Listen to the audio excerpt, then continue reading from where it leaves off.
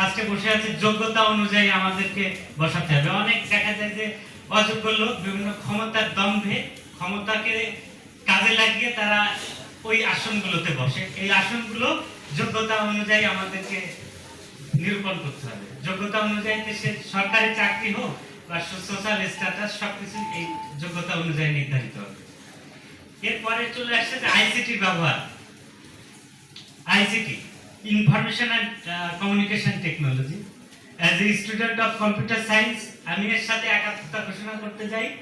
বর্তমান যুগ হচ্ছে এআই যুগ, আর্টিফিশিয়াল ইন্টেলিজেন্স, ভয়েস রিকগনিশন। এক সময় এই যে মোবাইলে টিপতে টিপতে যখন আমাদের বাটন ফোন ছিল, মেসেজ করতাম একটা টিপতে মনে হয় ABCD, ডি চাপতে গেলে আমাদের 4টা প্রেস করতে হতো। মনে আছে যারা এখানে মেসেজ করতে গেলে 4টা প্রেস করতে হতো ABCD। মনে করবেন ঢাকা লিখবেন, তা ডি চাপতে গেলে ওই বাটনটা 4বার চাপতে হতো, তারপর ডি আসতো। এখন আপনি শুধু বলবেন বাংলাদেশ ইজ আওয়ার মাদারল্যান্ড, একদম পুরো আপনি যেটা বলতে চান সেটা একদম হুবহু টেক্সট আকারে আপনাকে লিখে দিবে। তাহলে আমরা কতটা অ্যাডভান্স হয়েছে এটা। এই আইসিটির ব্যবহার, ভয়েস রিকগনিশনের ব্যবহার, internet of things, internet computing, এগুলো কাজে লাগিয়ে এখন আমরা গোটা বিশ্ব আমাদের এখন হাতের মুঠোয়।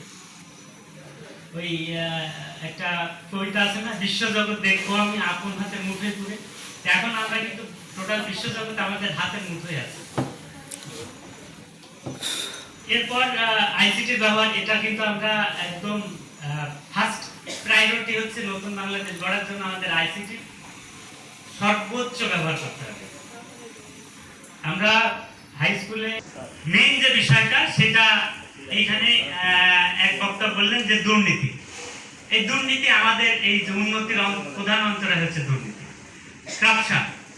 করাপশন শুধু হচ্ছে টাকা পয়সা খাওয়া, এটা কিন্তু দুর্নীতি না। একজন অফিসার যদি সময় মতো সে অফিসে না আসে, এটাও কিন্তু দুর্নীতির আওতাভুক্ত। সে কাজ, তার যে কাজ, সে কাজটা সে সঠিকভাবে করতেছে, এটা কিন্তু তার দুর্নীতির আওতাভুক্ত। অনেক ক্ষেত্রে দেখা যায় যে অনেকে অফিসে আসে 10টায়, চলে যায় 3টায়, বিকাল 3টায়। সে খুব অনেস্ট, কিন্তু সে দুর্নীতির আওতা মুক্ত না, সে আওতাভুক্ত।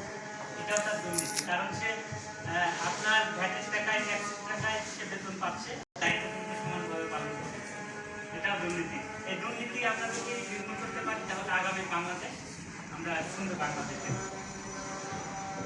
এরপর আরেকটা বিষয় আছে সড়ক ও যোগাযোগ ব্যবস্থা।